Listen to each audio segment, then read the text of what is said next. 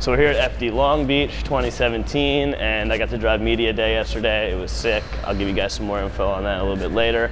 But we're going up to Kevin Wells, who is the comp director at Formula D, and we're going to ask him a couple questions about how Formula D works behind the scenes. What up? Hey, how's it going? Pretty good. How are you? All right. For sure. I got a mic for you to put on. All right. Yep, for sure. How's everything? Not too bad. That's good. Getting the season started. Yep. It's always busy, like, I'm sure. Oh yeah, a little slow right now. So tomorrow will be considerably more hectic. Word. That's probably true. And then Friday even more. Yeah. Yeah. Tomorrow will be the longest day because we've got a lot of cars left to go through tech. Gotcha. So, tell the guys watching who you are and what your title is in FD.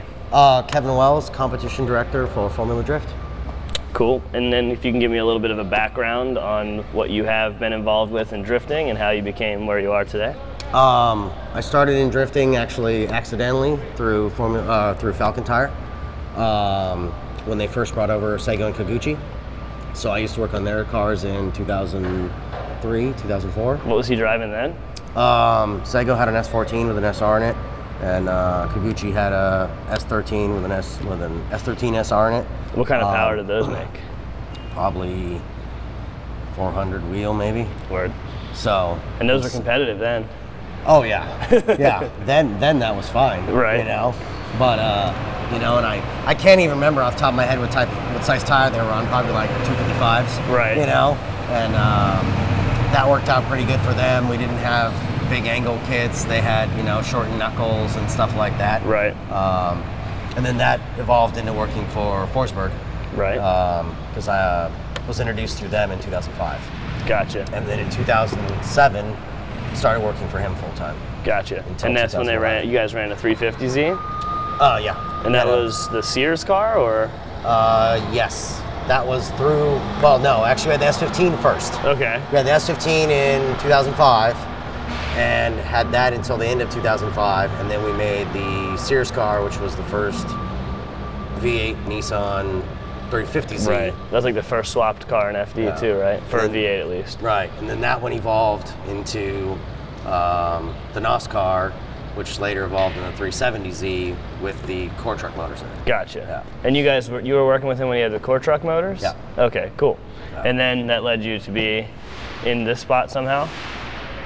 Yeah, I mean, basically as it was going through, Tony Angelo, the previous technical manager, was going to leave and everything else, so it just kind of just fell into place and I just went for it.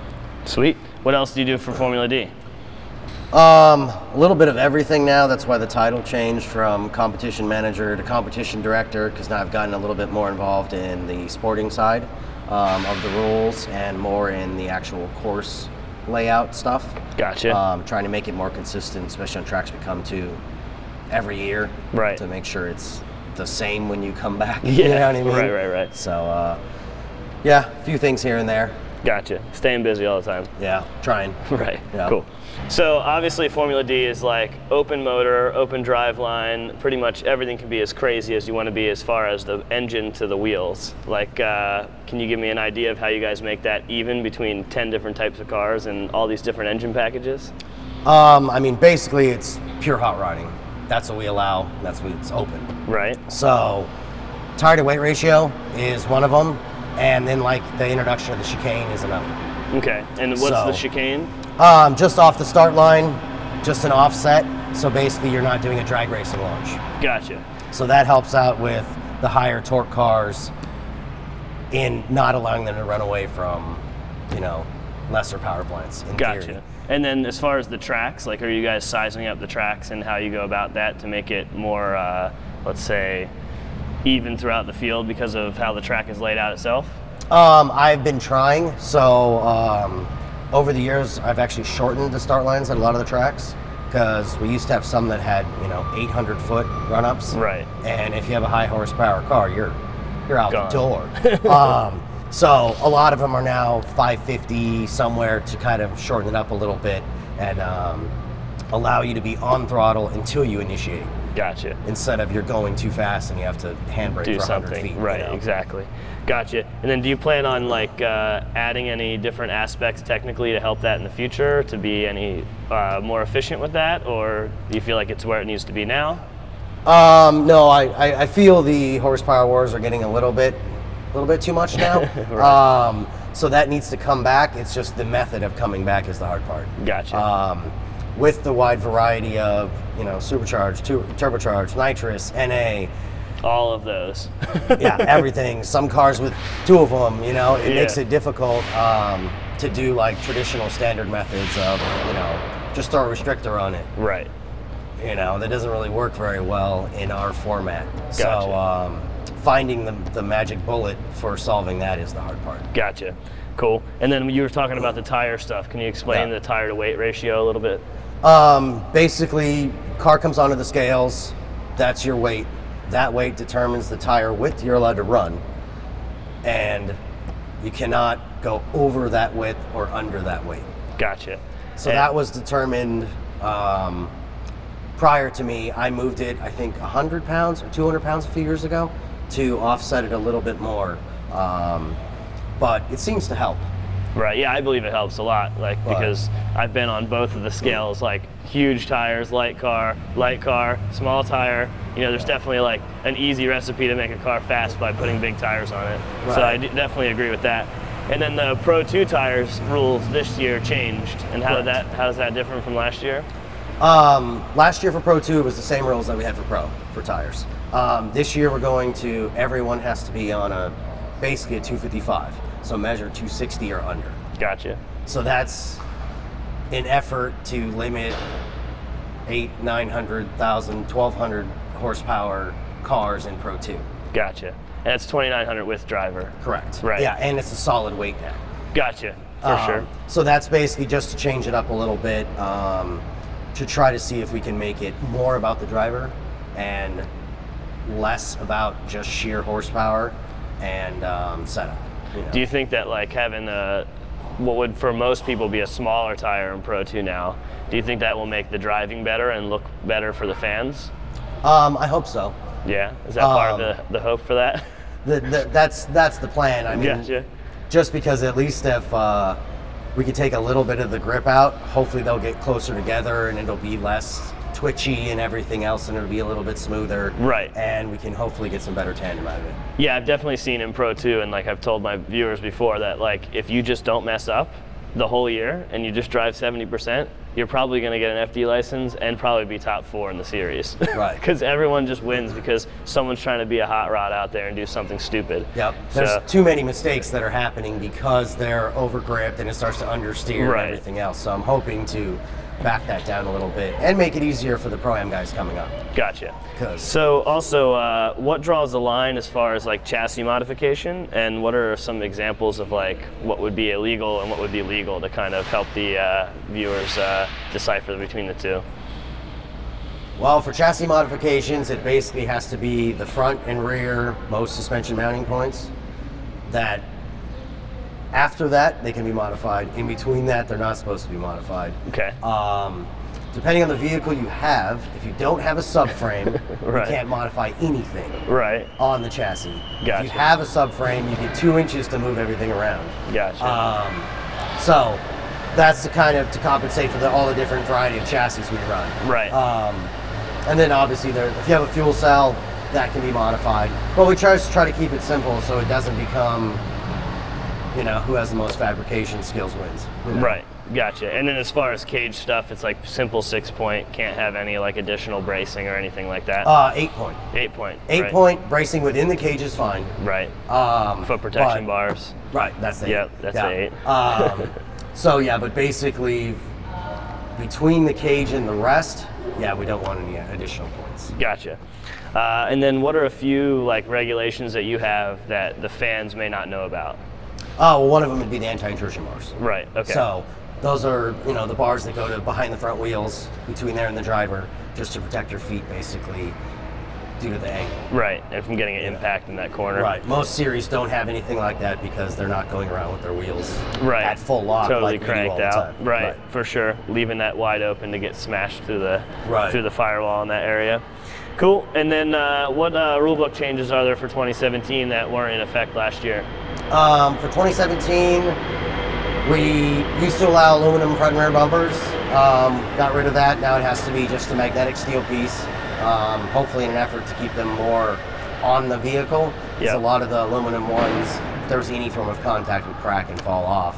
And then I'm worried about the guy behind following you that has to run over that bumper now. Right. You know, and so made that change, and then we also made the no cockpit adjustments for suspension and swing bars. Gotcha. Yeah. Cool. Between runs. Between runs. Yeah. Gotcha. So can you explain the safety equipment on these cars and how they differ from normal street cars? Well, basically the addition of a roll cage, racing seats, 5-point harness, fire suppression system. That's pretty much it. Everything else is built into the cage. Gotcha. And then like cutoffs and for right, electrics. Master cutoff, a few things like that. And then if they have cells like the rollovers and all that. Yeah, if you're not running a stock tank in the factory position, then fuel cells with bladders, discriminator valves so it doesn't leak when you fill it up and when you roll over and that type of thing. Gotcha. And there's been some pretty good wrecks in the past. Like, do you feel that even after those wrecks, the rule book is safe enough to have us start going crazy throwing cars at walls? We're definitely getting there. We've learned from a few of the things, and some of them we beat it to it. The anti-intrusion bars are basically developed after we had a few cars punch wheels through the inside, so that was added later. Like the Hans device we added, which was good because the first event after we added the Hans device, we had, 720 spin and slam into the wall here at Long Beach. And flips and at Irwindale and all that stuff. So that definitely seems to be helping on that aspect. Gotcha. And then, that actually crosses all of that off the list. That worked perfect. Cool. So what happens when a driver is caught breaking the rules? Some form of penalty will be issued. It kind of depends on what it is. For the most point, it's usually points that we take away. Right. Not monetary fines and stuff like that, because in my opinion, a lot of you guys are already not super rich, so that doesn't really help. Or if we are, we'd rather pay than take the points. Right. Not to say that I'm rich, but right. So that's cool. And then what's the most innovative rule bending you've seen so far? To not be specific or anything. You don't have to say who did. Yeah. One of the vehicles last year, which I thought was pretty creative, actually had side-to-side bias on the front. Okay. On the front brakes. And you can't do that? No. Really? Yeah. Oh, I didn't see that in the rule book. It wasn't. Okay, it is now though? It is now. I better go tell the crew to change that. Yeah. Yeah, no. That's really funny because I had that last year in my car too. Okay, yeah. I know who you're talking about too though. Yeah. That's funny. So, that's good. Yeah. And so what's the reasoning behind that? Because basically that's not for you to drive better. Okay. It's for the judges not to see you locking up the front wheel on the brake, on the brakes. Okay. So that's basically a trickery device for the judges. Gotcha. Not for driving. Gotcha. So that's why. So that was also added to the sporting too. Okay. That anything designed to deceive the judges is also now a problem. Gotcha. Sounds good. All right, cool. And then we'll jump into the last part. Man, I've been running that for a while. On yours? On all the bank tracks, just bury all the braking to the left side. Okay. That's front funny. and rear? No, just the front. Just front. Okay. Yeah, I just split the front line. Okay. Yeah, did they do the rear too? Each corner had its own bias, and the rear had it. But not side to side in the rear. Side braking would help though, especially in the rear wheel. As far as not just being a judging aid. The front wheel is 100%. That's why I was doing it. Right. Cool. So some of the time takes a little bit to catch on to it because you know, some stuff you just don't see. Yeah, you know? I think there were multiple people doing that. I know of one for sure because I got the idea from them. Yeah. Cool. Drivers and teams have been gaining data in FD for years, and recently it's been getting more and more in depth in terms of monitoring cars, vitals, tuning engines, and you know, using all sorts of devices to make the car more drivable. What are your steps to? What are you allowing out of that, and what are your steps to kind of help with that? Right now, everything's open except for traction control. But verifying if they are using it or not is the hard problem. Right. And eventually, I'm assuming we're going to have to go to a separate data logging box and require channel outputs and record it, and then have to review later and then take away points, rounds, whatever after the fact. Yeah, it's just like a snowball effect. Right. Because like even I know like we use like the rev limiters in the car like for on track drifting to control the wheel speed. Right. You know what I mean? But that's just like that's proper gearing too. Right. So it's like, you know, there's always other ways to do it. Right. But that's kind of the big thing I've just noticed is like the launch control off the line. If somebody has that, especially at a track like Wall or something where it's like sloped, you can kind of see it and know that their car is going to hook up and be moving pretty good. Right, it's considerably more difficult to follow someone that's using it. Right, but even then still, like it's our job to know that and, you know, leave the line before them to give us some more room because we can do that. Right. So I know, it's like a huge deal. It's kind of it's a very complicated problem to solve, and that's the problem. I've actually been talking to the PWC guys yesterday, right, the World Challenge guys, on their methods of going through things, but it's pretty difficult. Yeah, you win some, you lose some, and then it also kind of just like cancels itself out in the long run almost. Right. For sure. And then is Formula D using any data or any video or anything for protests this year? We've been using the Blackview cameras. We actually used those last year in some of the protests. Okay. Reviewed the footage later and go through it just to get a different perspective of everything. Right. And that also has speed and stuff in it, so that kind of helps a little bit. But as a dedicated data box, not yet. Copy. We've got a few things going that we've been testing and trying to go through, but most everything is not made for drifting. Right. So it makes it a little... Drifting's a totally different animal. Right, a little difficult. For sure. And then are there any technical regulations or requirements that will be coming in the near future for sure? I would like to make an adjustment to the tire to weight ratio. Okay. But figuring out the exact thing I want to do is the complicated part. Gotcha. I want to somehow make the weight more. Yeah. Yeah. I think that's probably good. Yeah. I think that needs to happen to balance it out. Yep. But for the most part, almost everybody's getting heavy now anyways. Right. For sure. Cool. These guys are getting noisy, so we'll run. But thank you very much, cool. man. Thank you. See All you. right. Have a good weekend. Yep.